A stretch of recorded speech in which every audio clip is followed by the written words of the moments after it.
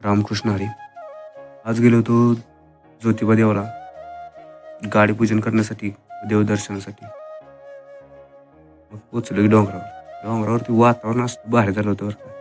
धोक्यानं सगळा डोंगर माखलेला होता. नंतर मग गाडी पार्किंग केली आणि ही बघा निघालो आम्ही दर्शनासाठी. दक्षिण दरवाज्यातनं आत निघालो. हा बघा दक्षिण दरवाजा. इथनं दक्षिण दरवाज्यातनं आत गेलो. गर्दी तर काही नव्हतीच. मग दादांनी तर दर्शन घेतलं. त्यानंतर आम्ही आलो लगेच मंदिरात. बघा मंदिरात आत पाऊल टाकलं.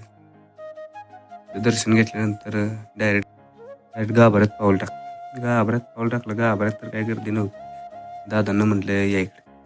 दादांनी दोघं आपलं ज्योतिबाच्या नावानंच सांग बोल म्हणत बघा असं इकडून गेलो आणि डायरेक्ट आतमध्ये मंदिरात प्रवेश केला. मग मंदिरात प्रवेश केला की पहिल्यांदा गणपती बाप्पांचं दर्शन घेतलं. हे बघा गणपती बाप्पांची मूर्ती, मस्त अगरबत्ती वगैरे लावलेली होती.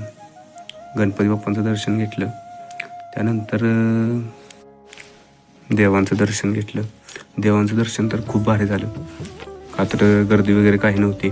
त्यामुळे एकदम शिस्तीत व्यवस्थित दर्शन झालं.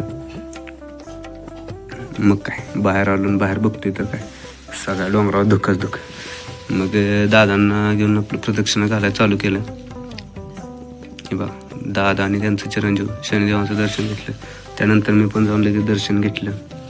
मग गाडी पुजायला चालू होती. पुजारी काकांनी मस्त स्वस्तिक वगैरे काढलं.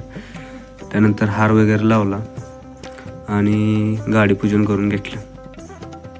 त्यानंतर पुजारी काकासनी दादांनी पोशाख वगैरे दिला. नंतर आलो यमाईच्या मंदिरापाशी. यमाई देवीच्या मंदिरापाशी आलो. मंदिरापाशी काही गर्दी नव्हती, का तर सकाळ झालं होतं. पाऊस पण खूप पडलेला होता. बघा असं आता इथनं डायरेक्ट मंदिरात काही गर्दी वगैरे काय नव्हतीच. त्यामुळे गेलो, मस्तपैकी दर्शन वगैरे घेतलं. हे बघा साहेबांची मूर्ती. आलो गाडी पशी लगेच. हे बघा असं बटन दाबलं की गाडीचे लगेच डोर उघडला.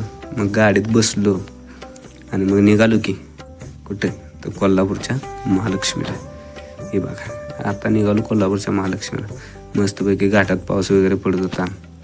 वातावरण तर खूप भारी होतं. मग काय गाणी वगैरे लावली होती आणि निघालो की मग. आता बघा ही कोल्हापूरच्या पार्किंगमधलं ट्रॅफिक तर इतकं होतं, लय काटा आला होता. मग परत धावली गाडीनं आलो मग मंदिरात. हे बघा मंदिरात प्रवेश केला.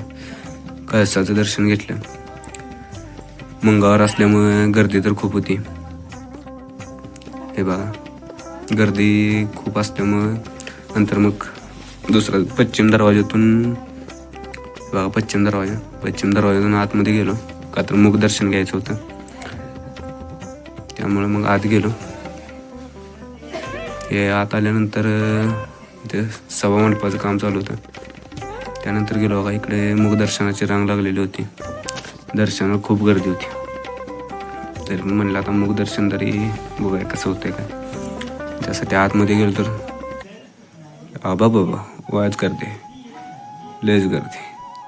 मग काय इथनं आपलं दर्शन घेतलं.